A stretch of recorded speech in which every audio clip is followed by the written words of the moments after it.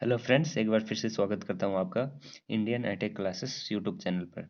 Indian iTech classes YouTube channel पर हमने जो इलेक्ट्रिशियन ट्रेड है उसके इम्पोर्टेंट ट्यूशन की जो सीरीज चलाई हुई थी उसके पार्ट 3 तक हमने सक्सेसफुली कंप्लीट कर लिए हैं। जो आज हम आपके सामने लेके आए हैं वो पार्ट 4 यानी कि इम्पोर्टेंट 20 क्वेश्चन जो पार्ट 4 में होने वाले हैं उनका हम डिस्कशन करेंगे। एग्जाम की दृष्टि से मोस्ट इम्पोर्टेंट क्वेश्चंस हैं। तो पहले की तरह मैं आपको एक बार फिर से बता दूं, यदि आप आईटीआई कर रहे हैं या आईटीआई के बाद किसी भी कंपटीशन एग्जाम की तैयारी कर रहे हैं, चाहे वो टेक्निकल हेल्पर हो, डीआरडीओ, इसरो हो, ईटीसी जो भी हो जिसमें इलेक्ट्रिशियन ट्रेड शामिल होती है, तो उसके लिए मोस्ट इम्पोर्टेंट क्वेश्चंस है। तो चलिए स्टार्ट करते हैं, बाकी बातें होती रही। तो चलिए चलते हैं। पहला जो क्वेश्चन यानी कि 41वां क्वेश्चन जो है हमारे पास, वो है कि सिलिकॉन की परमाणु परमाणु संख्या निम्न के बराबर होती है। यदि मैं बात करूं सिलिकॉन की, सिलिकॉन जो होता है वो परमाणु संख्या 14 पर आता है। तो इसका राइट जो आंसर होगा होगा 14, यानी ऑप्शन नंबर बी इसका राइट आंसर हो गया। बहुत ही आसान क्वेश्चन था। चलिए चलते हैं नेक्स्ट जो क्वेश्चन है हमारा, क्वेश्चन नंबर 42 कि किसी चालक तार में विद्युत धारा प्रवाह के लिए उत्तरदायी कारण की अगर मैं बात करूं तो ताप में अंतर जरूरी नहीं है। विद्युत धारा प्रवाह के लिए ताप में अंतर जरूरी नहीं है, और विभव में अंतर बिल्कुल जरूरी है। यदि विभव में अंतर होगा तो ही विद्युत धारा प्रवाहित होगी, अन्यथा नहीं होगी। प्रतिरोध में अंतर भी जरूरी नहीं है। तो इसका राइट जो आंसर होगा होगा ऑप्शन नंबर बी, इसका राइट आंसर होगा विभव में अंतर। जैसे कि आपने देखा होगा कि समविभव पृष्ठ जहाँ पे विभव एक समान होता है उसमें विद्युत धारा प्रवाहित नहीं होती। उसका मेन कारण क्या है कि विभव में अंतर नहीं हुआ। तो इसका राइट आंसर हो गया बी।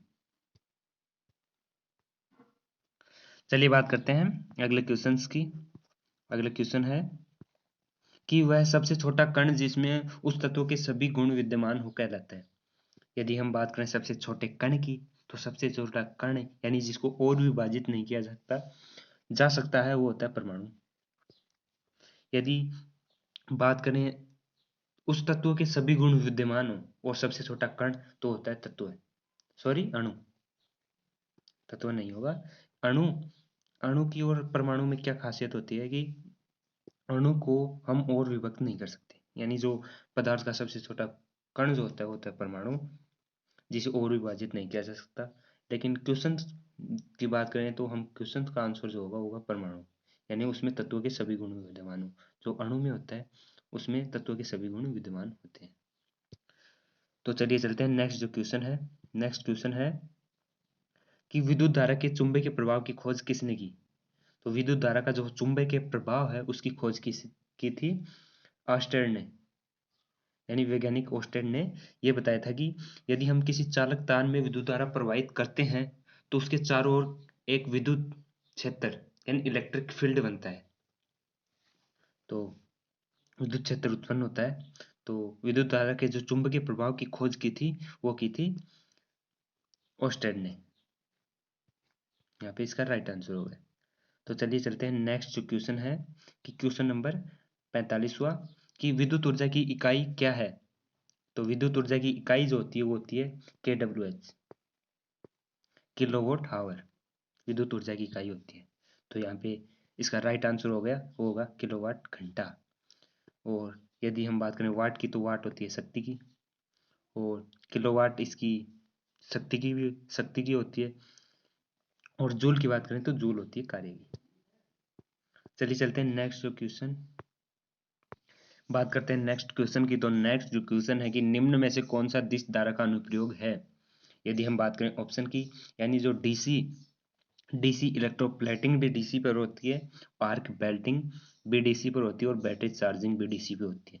तो यहाँ पे इसका राइट जो आंसर हो गया वो हो गया ये सभी, यानी ये तीनों डीसी पर कार्य करते हैं। तो चलिए चलते हैं नेक्स्ट जो क्वेश्चन है कि निम्न में से प्रकृति का मूल कण कौन सा है। यदि हम बात करें मूल कण की, तो न्यूट्रॉन, प्रोटॉन और इलेक्ट्रॉन, ये तीनों प्रकृति के मूल कण हैं। तो यहाँ पे इसका राइट जो आंसर होगा वो होगा ये सभी, यानी ऑप्शन नंबर डी यहाँ पे इसका राइट आंसर हो जाएगा। तो चलिए चलते हैं नेक्स्ट क्वेश्चन। बहुत ही आसान क्वेश्चन है, ये मोस्ट इंपोर्टेंट क्वेश्चन है एग्जाम के पॉइंट ऑफ व्यू से। तो चलिए बात करते हैं नेक्स्ट क्वेश्चन। पीजो इलेक्ट्रिक प्रभाव साधारणतः देखा जाता है। तो पीजो इलेक्ट्रिक प्रभाव जो देखा जाता है वो होता है चालकों और अर्धचालकों में। सबसे पहले बात करते हैं पीजो इलेक्ट्रिक प्रभाव होता क्या है। तो यदि हम बात करें पीजो इलेक्ट्रिक प्रभाव की, तो पीजो इलेक्ट्रिक प्रभाव क्या होता है कि जब हम पीजो क्रिस्टल होते हैं उसको कंप्रेस करते हैं, यानी कि जो हमारे पास पीजो इलेक्ट्रिक क्रिस्टल होते हैं, यदि हम उन पर दबाव डालते हैं यानी उनको कंप्रेस करते हैं, तो उसमें विद्युत धारा जनरेट होती है, यानी कि आवेश उत्पन्न होता है। तो इस जो पदार्थ होते हैं उनको बोलते हैं पीजो क्रिस्टल, और इस प्रभाव को, पूरे प्रभाव को क्या बोलते हैं हम, पीजो इलेक्ट्रिक प्रभाव। पीजो इलेक्ट्रिक प्रभाव उत्पन्न किन में होता है, तो चालकों और अर्धचालकों में, यानी साधारणतः किस में देखा जाता है, चालकों और अर्धचालकों। पीजो इलेक्ट्रिक प्रभाव पे जैसे हमने देखा होगा गैस लाइटर, जैसे हम लाइटर को कंप्रेस करते हैं, उसके स्विच को दबाव डालते हैं तो उसमें विद्युत चिंगारी उत्पन्न होती है और आग जलती है। तो यहाँ पे इसका राइट आंसर होगा ऑप्शन नंबर बी। चलिए बात करते हैं नेक्स्ट क्वेश्चन नंबर 49।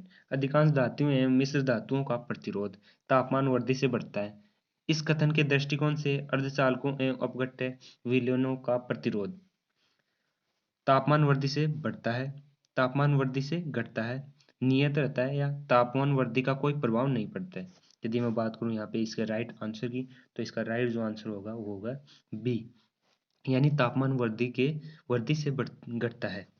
यदि हम बात करें धातु एवं मिश्र धातु, तो धातु एवं मिश्र धातु क्या होती है कि पीटीसी होती है। पीटीसी क्या होता है कि पॉजिटिव टेम्परेचर कोफिशिएंट, जिसे हम बोलते हैं धनात्मक ताप गुणांक। यानी धातुओं और मिश्र धातुओं का क्या होता है कि धनात्मक ताप गुणांक होता है, जिससे क्या होता है यदि हम उनमें टी का मान बढ़ाते हैं तो आर का मान भी बढ़ता है। ठीक है। यदि हम बात करें चालक, अर्धचालक और अपघट्य पदार्थ, जैसे क्वेश्चन में दिया हुआ है, तो होते हैं एनटीसी, नेगेटिव टेम्परेचर कोफिशिएंट, जिसे हम बोलते हैं ऋणात्मक ताप गुणांक। तो ऋणात्मक ताप गुणांक में क्या होता है कि यदि हम तापमान बढ़ाते हैं तो प्रतिरोध घटता है, यानी उनकी चालकता बढ़ती है। तो ये गुण क्या किन में होता है, अर्धचालकों एवं विद्युत अपघट्य में। तो यहाँ पे इसका राइट आंसर हो गया तापमान वृद्धि से घटता है। तो चलिए बात करते हैं नेक्स्ट क्वेश्चन नंबर 50 कि कोरोना क्षति कम होती है जब चालक का आकार, यदि हम बात करें कोरोना क्षति की, तो कोरोना क्षति कब कम होगी, जब चालक का आकार जो होगा वो वर्ती होगा। यानी यदि हम चालक का आकार वर्ती करते हैं तो कोरोना क्षति कम होगी। तो चलिए चलते हैं नेक्स्ट जो क्वेश्चन नंबर 51 है हमारा, कि जब विद्युत धारा पृथ्वी की ओर प्रवाहित होती है तो वस्तु का विभव खालिस्तान, तथा जब विद्युत धारा पृथ्वी से वस्तु की ओर प्रवाहित होती है तो उस वस्तु का विभव खालिस्तान होता है। यदि मैं बात करूं यहाँ पे इसके राइट आंसर की, कि जब विद्युत धारा पृथ्वी की ओर प्रवाहित होती है तो वस्तु का विभव धनात्मक होगा, और जब विद्युत धारा पृथ्वी से वस्तु की ओर प्रवाहित होगी तो वस्तु का विभव ऋणात्मक होगा। तो राइट आंसर की बात करें तो राइट आंसर जो होगा डी। डी यहाँ पे इसका राइट आंसर होगा। ठीक है। तो बात करते हैं लॉजिक की। तो लॉजिक क्या है कि जब पृथ्वी का जो विभव माना जाता है वो शून्य के लगभग बराबर माना जाता है, यानी जब अधिक से कम की ओर आएगा तो धनात्मक, और कम से अधिक की ओर जाएगा तो ऋणात्मक। आई होप क्वेश्चन आपको अच्छी तरह समझ में आ गया होगा। चलिए बात करते हैं नेक्स्ट जो क्वेश्चन है कि निम्नलिखित में से कौन सा विभाजन नहीं है। यदि हम बात करें अणु, मिश्र, यौगिक, परमाणु, तो यहाँ पे तीनों ही विभाजन नहीं है। तो यहाँ पे इसका राइट आंसर होगा ये सभी, यानी ऑप्शन नंबर डी यहाँ पे इसका राइट आंसर होगा। तो चलिए चलते हैं नेक्स्ट क्वेश्चन की। अगर हम बात करें तो परमाणु के केंद्रीय सघन भाग को कहते हैं। तो परमाणु का जो केंद्रीय सघन भाग होता है उसे बोलते हैं हम नाभिक। नाभिक में क्या होता है, प्रोटॉन और न्यूट्रॉन। और इलेक्ट्रॉन इसके चारों ओर गति करते हैं। यदि हम बात करें आवेश की तो प्रोटॉन पर पॉजिटिव आवेश और इलेक्ट्रॉन पर नेगेटिव आवेश, और जो न्यूट्रॉन होता है वो आवेशहीन होता है। चलिए चलते हैं, नेक्स्ट क्वेश्चन है कि परिपथ में कौन विद्युत धारा के बदलाव को रोकता है? ऑप्शन है कंडक्टर, दूसरा है कैपेसिटर, तीसरा है रजिस्टर, चौथा है इंडक्टर। यदि हम बात करें यहाँ पे इसके राइट आंसर की, तो जो रोकने का काम करता है, यानी जो विद्युत धारा के परिपथ में अवरोध उत्पन्न करता है, वो होता है रजिस्टर। सभी को पता है, आर से डिनोट करते हैं, और इसका जो मात्रक होता है वो होता है ओम। चलिए बात करते हैं नेक्स्ट क्वेश्चन, क्वेश्चन नंबर 55 कि भारी जल का अणुभार। तो भारी जल की अगर हम बात करें तो भारी जल जो सामान्य जल की अपेक्षा क्या होता है, थोड़ा भारी होता है, यानी उसमें जो जल का घनत्व होता है बहुत अधिक होता है। यदि हम बात करें भारी जल का, तो भारी जल का सूत्र होता है D2O, यानी जिसे बोलते हैं deuterium oxide. Deuterium oxide, deuterium oxide इसका पूरा नाम होता है, और इसका जो अणुभार होता है वो होता है 20। चलिए चलते हैं, नेक्स्ट क्वेश्चन है कि लोहा विद्युत को प्रदर्शित करने के लिए क्रिस्टल हेतु एक आवश्यक परंतु अपर्याप्त अवस्था है। यदि हम बात करें ऑप्शन की, तो संतुलन के केंद्र की अनुपस्थिति, संतुलन के केंद्र की उपस्थिति, स्थानांतरणीय तथा चक्रीय दोनों संतुलन की उपस्थिति, स्थानांतरणीय तथा चक्रीय दोनों संतुलन की अनुपस्थिति। तो लोहा विद्युत को प्रदर्शित करने के लिए जो हमारे पास सबसे बड़ी समस्या क्या आती है कि जो संतुलन केंद्र की अनुपस्थिति, यहाँ पे इसका राइट आंसर होगा, यानी कि लोहा विद्युत को प्रदर्शित करने के लिए मेन समस्या क्या है, संतुलन के केंद्र की अनुपस्थिति। तो नेक्स्ट क्वेश्चन है बहुत ही आसान क्वेश्चन, परमाणु अथवा परमाणु समूह के आयन बनाने की प्रक्रिया क्या कहलाती है? ऑप्शन की बात करें तो पहला ऑप्शन है विभवांतर, दूसरा है ऋणायन, तीसरा आयनीकरण, और इनमें से कोई नहीं। तो परमाणु समूह से आयन बनाने की प्रक्रिया कहलाती है आयनीकरण। बहुत ही आसान क्वेश्चन है, आयनीकरण यहाँ पे इसका राइट आंसर हो जाएगा। चलिए चलते हैं नेक्स्ट क्वेश्चन है कि कुछ पदार्थों का आयतन व आकार निश्चित होता है, पदार्थ की निम्न में से किस अवस्था से यह संबंधित है? यदि मैं बात करूं आकार और आयतन की, तो आकार व आयतन जो निश्चित होता है वो पदार्थ की ठोस